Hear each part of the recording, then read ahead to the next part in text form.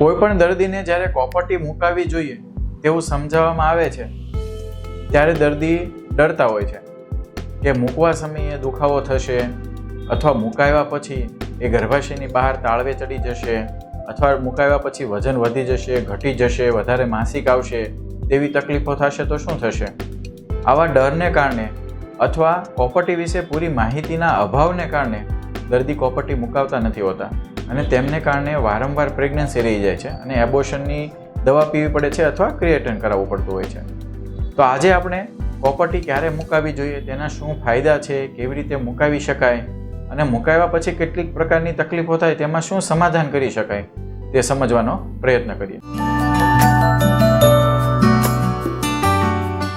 નમસ્તે મિત્રો, હું doctor Hitesh Italiya, gynaecologist and IVF expert, Matulya IVF and woman care. Copper T એટલે શું? કોપર એટલે તાંબુ અને ટી એટલે કે એનો ટી પ્રકારનો આકાર હોય છે, તેથી તેને કોપરટી કહેવામાં આવે છે. આ એક પ્રકારની ગર્ભ નિરોધક પદ્ધતિ છે અને કામચલાઉ પદ્ધતિ છે, પરમેનન્ટ પદ્ધતિ નથી. એટલે કે તે કાઢ્યા પછી ફરીવાર પ્રેગ્નન્સી રાખી શકાય છે. આ પદ્ધતિમાં કોપરટી નામની ડિવાઇસ છે તે ડિવાઇસને ગર્ભાશયની અંદર મૂકવામાં આવે છે. ગર્ભ નિરોધક પદ્ધતિમાં કોપરટી અન્ય પદ્ધતિઓ કરતાં કઈ રીતે ફાયદાકારક છે તે સમજવાનો પ્રયત્ન કરીએ. ગર્ભ નિરોધક તરીકે સામાન્ય રીતે પીવાની ગોળી, ગર્ભ નિરોધક જે 21 કે 28 દિવસની ગોળી આવે છે તેનો ઉપયોગ પણ કરવામાં આવતો હોય છે.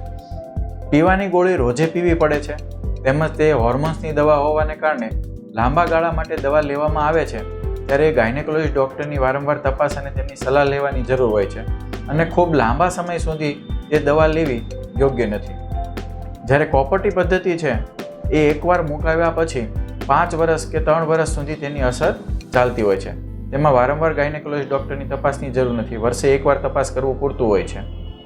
તેવી જ રીતે ગર્ભ નિરોધકની અન્ય પદ્ધતિઓમાં કુટુંબ નિયોજનનું ઓપરેશન કરવામાં આવે છે, તે પદ્ધતિ છે. તેની સરખામણીમાં જોઈએ તો કોપરટી એ કોઈ ઓપરેશન કરવાની જરૂર નથી પડતી હોતી, મૂકવી પણ ખૂબ સરળ હોય છે. તેમાં દર્દીને દાખલ થવાની જરૂર નથી, કોઈ બેભાન કરવાની જરૂર હોતી નથી.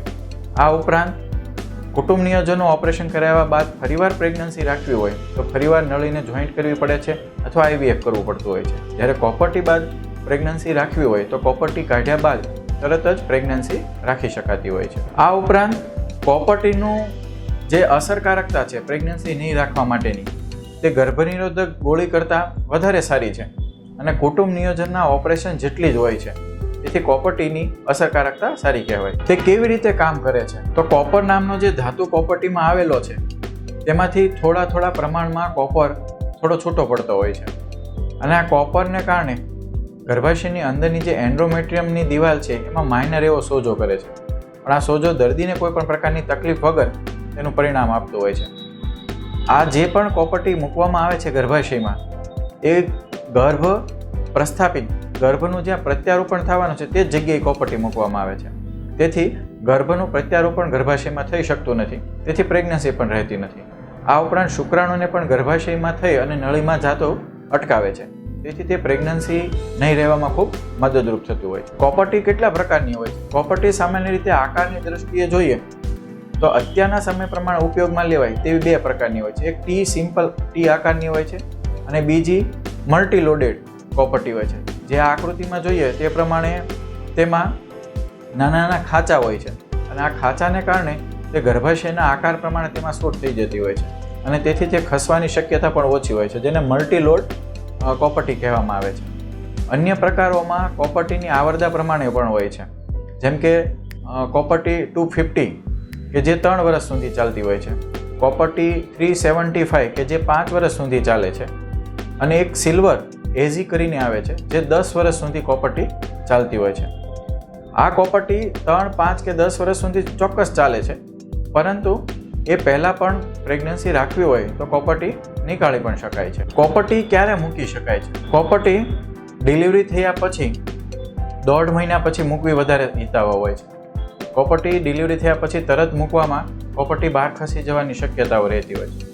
આ ઉપરાંત ડીએનસી એટલે કે એબોર્શન કરવાની સાથે જ પણ કોપરટી મૂકી શકાય છે અથવા ડીએનસી કર્યાના 1.5 મહિના પછી કોપરટી મૂકવી જોઈએ. સામાન્ય રીતે જેમને પ્રેગ્નન્સી નથી અને વચ્ચેના ગાળામાં મૂકવી છે તેમને માસિકના શરૂ હોય તે દિવસોમાં એટલે કે 3જા, 4થા, 5મા દિવસે કોપરટી મૂકવામાં આવે છે. તે દિવસે માસિક આવતું હોવાને કારણે ગર્ભાશયનું મુખ ઢીલું હોય છે, તેથી કોપરટી મૂકવામાં દુખાવો પણ ઓછો થતો હોય છે. પરંતુ ક્યારેક વચ્ચેના સમયમાં પણ કોપરટી મૂકી શકાય છે. કેટલીક વાર રેપના કેસમાં અથવા કોઈ પણ ગર્ભનિરોધક પદ્ધતિ વાપરતા સમયે ભૂલ થવાને કારણે જો પ્રેગ્નન્સી થવા જેવું લાગતું હોય ત્યારે ઇમરજન્સી કોપરટી માસિકના કોઈ પણ દિવસમાં પણ મૂકી શકાય છે.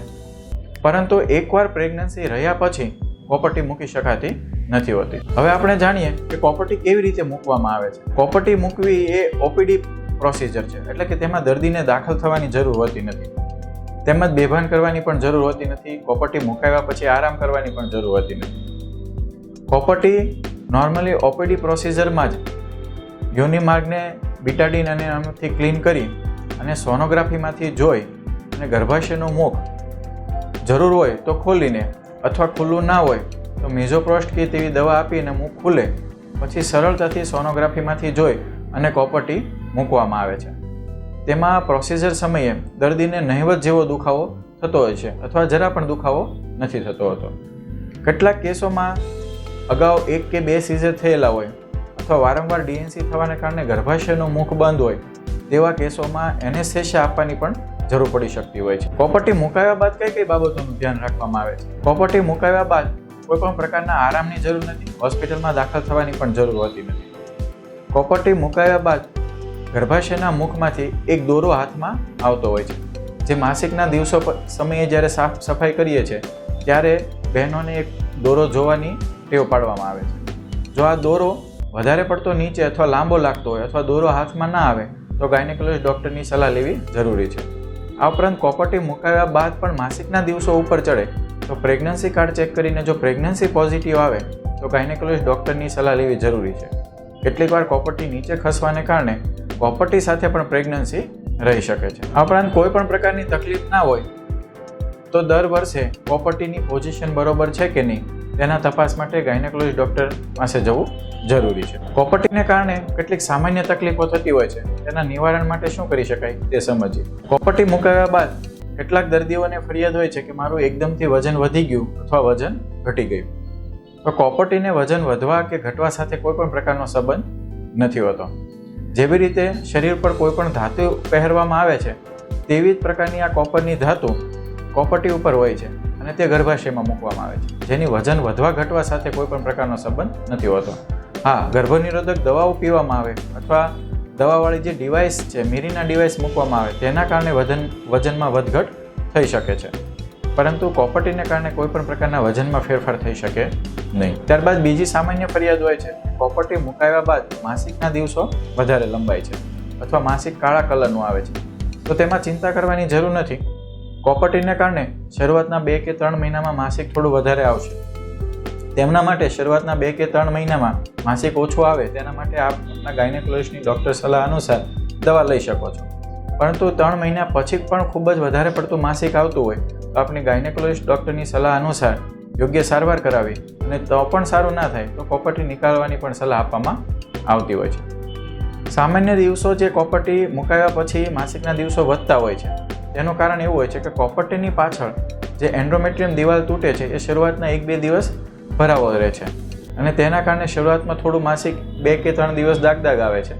ત્યારબાદ જે પણ માસિક આવે છે તે થોડું કાળા કલરનું આવે છે અને વધારે આવે છે અને ત્યારબાદ ફરીવાર 2 કે 3 દિવસ થોડું માસિક ચાલુ રહેતું હોય છે. એટલે કોપરટી મુકાવ્યા બાદ 8 કે 10 દિવસ માસિક આવવાની સામાન્ય તકલીફો રહેતી હોય છે. આ ઉપરાંત કોપરટી મુકાવ્યા બાદ પેડુમાં વધારે પડતો દુખાવો થતો હોય તો તેમાં પણ પેડુની સામાન્ય દુખાવાની દવા 2 કે 3 મહિના લેવી પડે અને તેના કારણે પણ રાહત થઈ જતી હોય છે. કેટલીક વાર કોપરટી મુકાવ્યા બાદ પેડુમાં ઇન્ફેક્શન લાગવાને કારણે પેડુમાં દુખાવો થતો હોય, સફેદ પાણી આવતું હોય તો તેમાં ગાયનેકોલોજીસ્ટ ડૉક્ટરની સલાહ લઈ અને પેડુના ઇન્ફેક્શનની દવા લઈ શકાય.